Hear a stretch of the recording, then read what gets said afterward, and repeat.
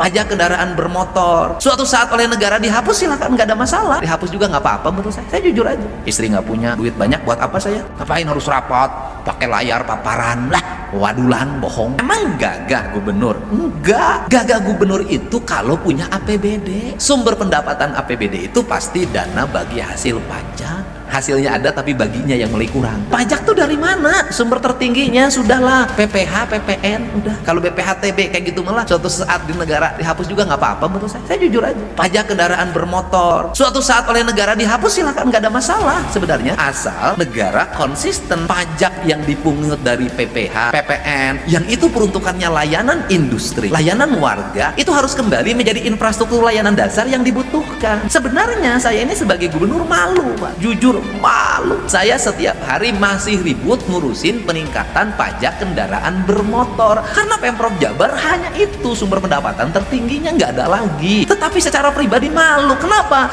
Tidak mesti lagi bayar pajak kendaraan bermotor kalau pajak dari PPN, PPH, dan pajak-pajak lainnya yang dipungut oleh negara kembali menjadi infrastruktur layanan dasar untuk industri, untuk perumahan, untuk pertanian. Nggak ada soal sebenarnya. Itu selesai. Sehingga nanti kalau mobil tanpa pajak, mobilnya murah.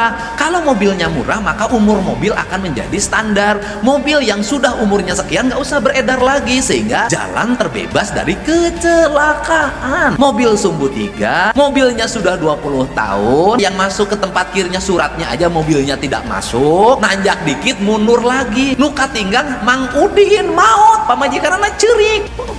Ini negara loh. Sehingga mana yang harus digenjot? Industri ya Pak. Hutan tidak gundul, laut tidak rusak, kecuali pencemaran lingkungan dari pabriknya. Tapi menghasilkan apa? Orang bekerja sekian ribu, bayar pajak terus. Lahir inner circle ekonomi. Tukang pecel lele, tukang rujak, nasi padang. Lahir lagi kehidupan keluarganya. Sekolah, kredit motor, bangun rumah, tambah istri. Kan ada juga gaji UMK 5 juta, istrinya 2. Ada. Saya punya temen, waktu saya kerja di pabrik, itu temen saya istrinya 3. Itu.